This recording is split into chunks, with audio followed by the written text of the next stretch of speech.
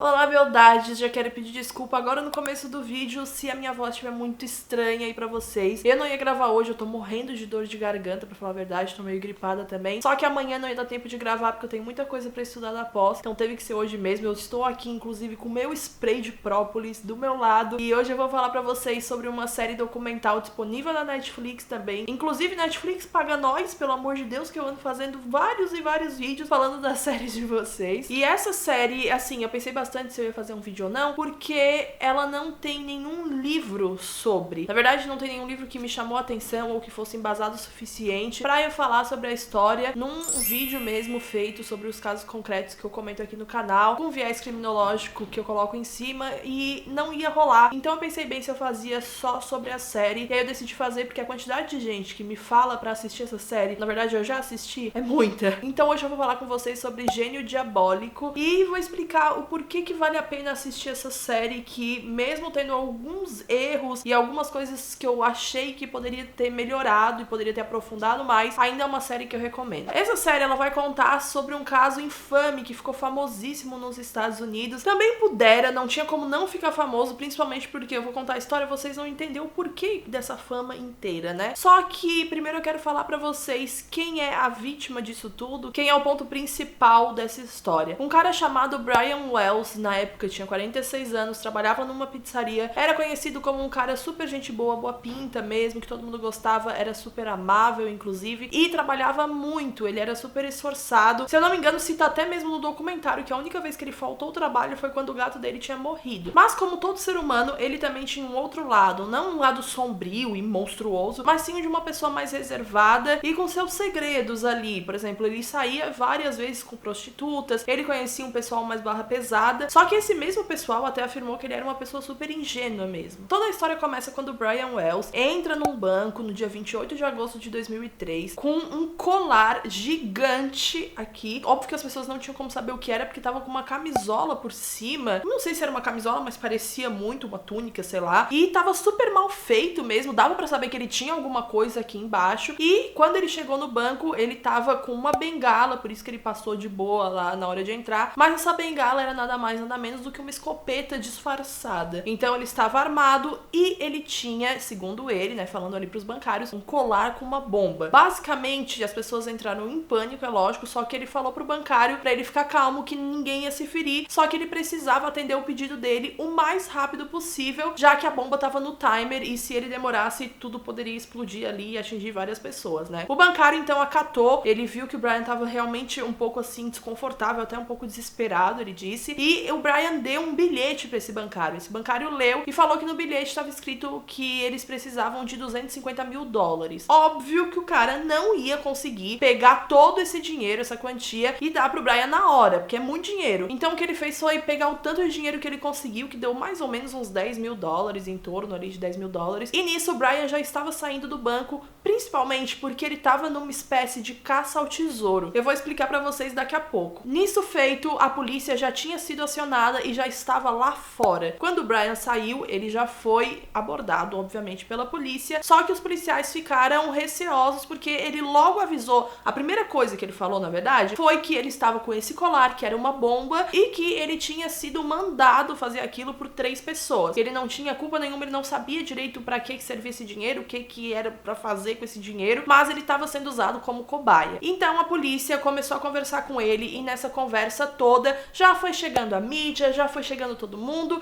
e começou uma grande transmissão ao vivo da própria negociação ali com o cara que tava, né, possibilitando um acordo, porque para os policiais, muitos dos policiais acreditavam que aquela bomba seria acionada por ele e não por terceiros, mesmo que ele tenha falado que aquela bomba, ele não tinha controle nenhum sobre ela.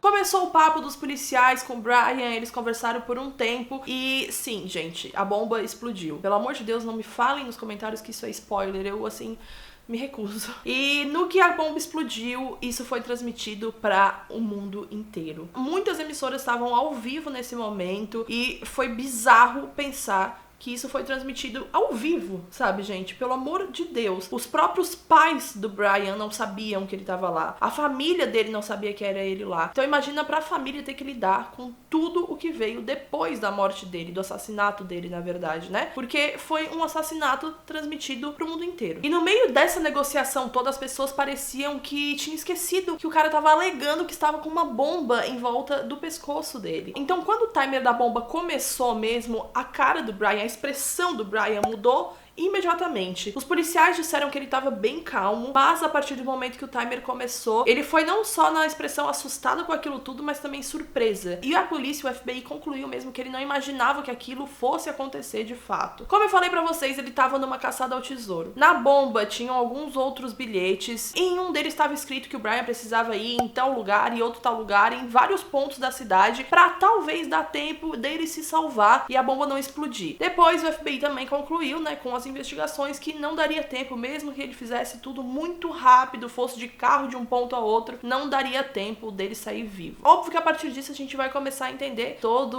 o processo que levou a fazer a série, o documentário do Gênio Diabólico, e a gente vai acompanhar os desdobramentos do caso e o porquê que o Brian Wells foi o cara escolhido por outras pessoas, quem eram essas outras 3 pessoas que ele alegou, né, que tinham mandado ele fazer aquilo tudo, e também vamos ver a briga bem intensa até que teve da família do Brian Wells com o FBI, porque o FBI concluiu depois das investigações que o Brian Wells foi um partícipe, mas que ele não tinha noção de que corria risco de vida. Lógico que no começo já da investigação o FBI já tinha concluído que aquilo tudo era muito maior do que se imaginava, que não era simplesmente um cara que foi usado aleatoriamente, e sim que as pessoas por trás disso eram pessoas muito perigosas, porque a bomba foi feita de uma maneira muito estratégica. A engenharia da bomba, vamos dizer assim, foi feita de uma forma profissional. Então ele sabia que tinha mais gente envolvida nisso e que poderia ameaçar a vida de outras pessoas também. E aí começa então a nossa série documental, e eu gostei bastante mesmo da abordagem da série. Uma das acusadas, chamada Marjorie, é entrevistada pelo produtor, eu acho, da série, um dos produtores, e eles conversam por anos, né? Ele acompanha ali a investigação, porque por mais que eu tenha falado aqui superficialmente sobre essa investigação, todos os desdobramentos dela demoraram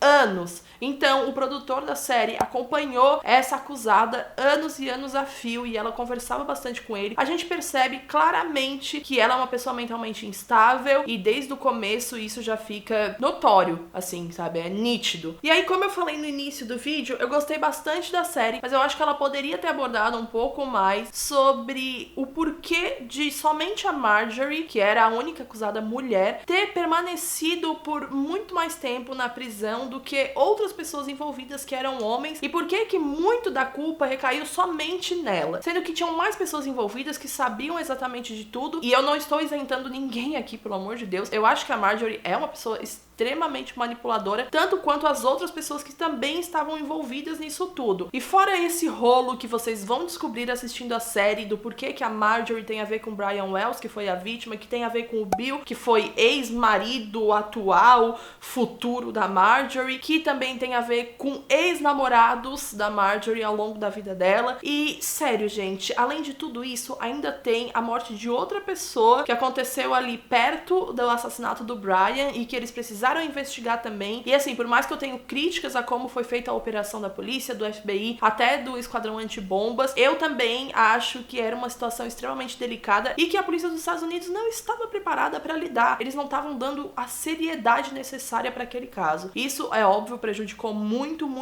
ali a negociação, a conversação do Brian com os agentes do FBI, mas é algo que não tem como mudar agora. Tem como mudar futuramente, porque daí esse caso serviu de exemplo para casos futuros, mas infelizmente foi um exemplo horrível. A família do Brian tem marcas que vão ser levadas aí pelo resto da vida, porque você vê um ente querido sendo assassinado ao vivo na TV, é algo que é inimaginável, sabe? Eu não consigo colocar em palavras de verdade. Então, sim, eu realmente acho que vale a pena assistir, vale a pena conhecer esse caso, conhecer quem foi Brian Wells, quem foi a Marjorie, quem foi o Bill, mas também é bom a gente parar e refletir depois de cada episódio, porque na verdade cada episódio termina num cliffhanger, assim, aquela coisa de deixar você super entretido e de repente acaba o episódio. Aí é óbvio, você quer assistir o outro logo, e isso acontece em todos os episódios. Então, se você tem um tempo livre aí, vai assistir, porque você você vai ficar vidrado. E como eu falei, recomendo bastante, com essa ressalva de que eles poderiam ter aprofundado um pouco mais nessa questão não só de gênero, mas também de tratamento, que inclui, é óbvio, o gênero, mas principalmente o tratamento que foi dado para as pessoas que eram ditas como as principais suspeitas. O vídeo de hoje foi esse, gente. Eu espero que vocês tenham gostado. Vocês me pedem bastante para falar sobre essa série, agora está aqui. E não se esqueçam de dar um joinha aqui no vídeo, me ajuda bastante. Comenta aqui embaixo se você já assistiu e também comenta alguma série documental que você acha que eu